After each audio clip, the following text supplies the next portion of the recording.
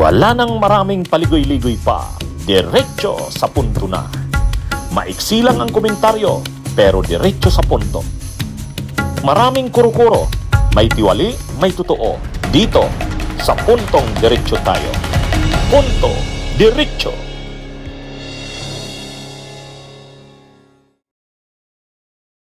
Mga kabunyog, mga kababayan, welcome sa isang namang episode ng ating Punto Diretso. Dito po sa Punto Diretso, maiksi po ang ating mga talakayan. Hindi na po tayo nag-greet muna ng ating mga viewers at followers. At diretso na tayo sa punto. O ito, ang puntong pag-usapan natin ngayon, maniniwala ba kayo na hindi sangkot sina Rodrigo Duterte at si Bongo? Nakasuhan na naman ang tao nila na si Lloyd Christopher Lau sa bilyon-bilyong anomalya. Bagong kaso na naman ito Hindi ito yung dati. Dati nakasuhan na itong si Lloyd Christopher Lau doon sa Farmally. Nakasuhan na siya dyan, naaresto na siya dyan, kaya lang nagpiyansa. Ngayon may bago na naman na anomalya na sinampa sa kanya. Graft na naman. Graft. Ito naman, bilyon na naman na kaso. Tungkol naman ito doon sa maanumalyang pagbili, procurement ng napakamahal, overpriced na laptops. At hindi lang overpriced, napakahina pang klase. Imagine niyo, mahinang klaseng laptop pero napakamahal. Sino ang nasa likod niyan? Itong si Lloyd Christopher Lau na naman. Sino ba tong si Lloyd Christopher Lau? Ito yung abogado, batang abogado, kaedad yata ito ni Bongo, na taga Davao. Kabrad ni Duterte sa Lex Taliones. Graduate ng Ateneo de Davao. Nang ma-elect si Duterte na presidente, pinitbit ito ni Bongo sa Presidential Management Staff. Nang si Bongo ay tatakbong senador at nagkaroon na ng COVID. Nung nagkaroon ng COVID 2020, alam nyo anong ginawa kay Lloyd Christopher Lau? Linipat sa PSDBM. Galing sa procurement service, ay galing sa Presidential Management Staff sa Malacanang, linipat sa Procurement Service of the DBM, PSDBM. Ano ang trabaho ng PSDBM? Bilang undersecretary siya doon, ito yung mga bumili ng mga supplies ng COVID nung panahon ng COVID pandemic. Yan yung kontrobersyal na Farmally. 41 billion pesos galing sa Department of Health, itrinansfer ni dating DOH Secretary Doke, itrinansfer yung 41 billion papunta sa PSDBM na hawak ni Lloyd Christopher Lau. At sila na ngayon yung naghanap ng supplier na magsusupply ng mga PPEs, ng mga kits sa COVID. Sino ang nakuha ni Lloyd Christopher Lau na magsusupply? Farmally. Sino ang nasa likod ng Farmally? Sila Michael Yang. So nakikita na natin ang connect-connect, dahil doon nakasuhan si Lloyd Christopher Lau diyan sa Farmally na yan. Naaresto na siya kaya lang nakapagpiyansa. Ngayon may bago na naman na kaso. Itong kaso tungkol naman sa DepEd.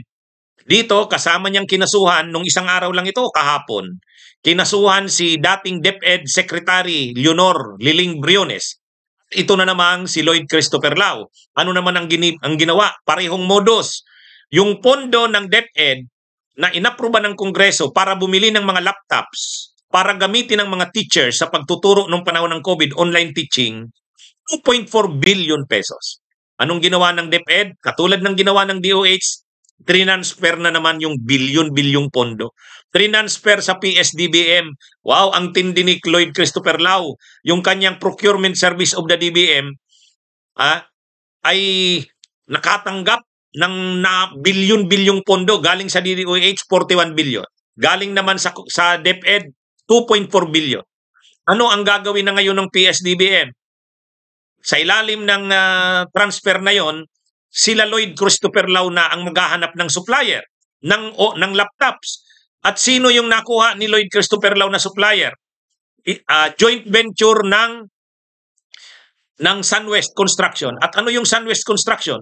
Isang kilalang malaking construction company sa Bicol, yung kay Saldico. Sila yung nag-supply ng laptops. Ano ang anomalya doon? Unang-una, bakit transfer pa rin ng DepEd ni Briones papunta sa PSDBM? Kaya naman ng DepEd na sila ang maghanap ng supplier ng nasabing mga laptops. Mayroon namang sariling Bids and Awards Committee ang DepEd. Isang malaking departamento ang DepEd, maraming USEC, maraming ASEC, may Bids and Awards Committee. Bakit kailangang i-transfer sa PSDBM kay Lloyd Christopher Lau? Ang problema, ang ginawa ng PSDBM, ang original na proposal ng DepEd, 68,000 na units ng laptops. Ay kasi ang halaga sa proposal ng DepEd, 35,000. Yung 35,000 pa nga lang, mahal na yon. Pero ang ginawa pa ng PSDBM, ginawang parang 58,000. 58,000 per unit. Ang mahal-mahal. Kaya ang nangyari, ang nabili na lang na laptops ay 28,000. Kunti na lang sa dating 68,000. So ganyan katindi ang ginawang anomalya dyan. Ngayon, sa tingin ninyo, wala man lang na partisipasyon si Rodrigo Duterte bilang presidente. Si Bongo, diyan sa mga pinagagawa na yan ni Lloyd Christopher Lau. Ibig sabihin, si Lloyd Christopher Lau nagdesisyon lang ng ganyan sa sarili niya lang. Sus, maniwala naman tayo. Unang-una, bakit tinansfer si Lloyd Christopher Lau sa PSDBM?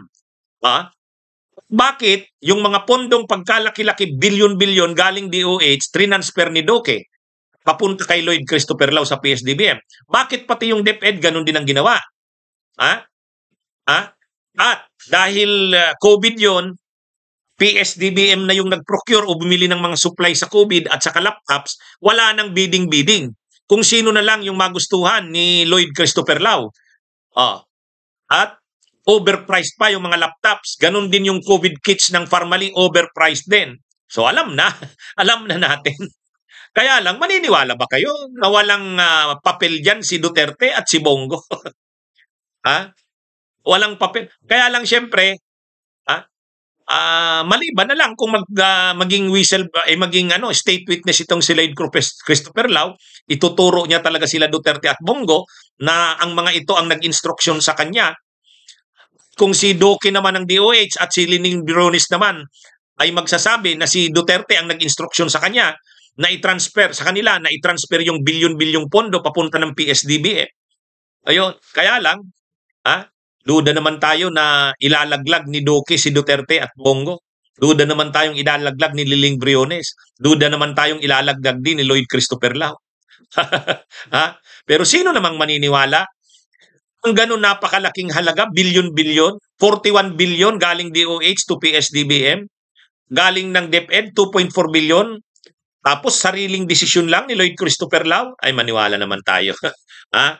Tell it to the Marines, wag nyo kaming lukuhin. Kaya lang yan ang nakakalungkot mga kabunyog, mga kababayan. Ganyan kalala ang nangyari nung panahon ni Duterte. Nagamit yung COVID, yung mga COVID na yan, nagamit yan nung panahon ni Duterte.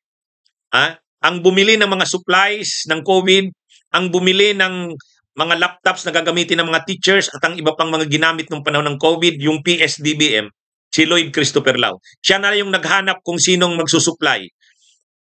Bakit? Hindi mo ba kayang kausapin yung supplier? Magkano sa amin dyan? Bawat piraso ng COVID kit, magkano sa amin dyan? Dito sa laptop na ito, na 58,000 bawat unit, magkano sa amin dyan? Di ba? Ay ganyan ang kalakaran sa Pilipinas, di ba? Yan mga kabunyog. Tapos naniniwala pa ang maraming Pilipino na malinis si Duterte, hindi korap. Ay, maniwala tayo mga kabunyog, mga kababayan. Sana magising na ang sambayanang Pilipino. Ito po ang ating Punto Diretso.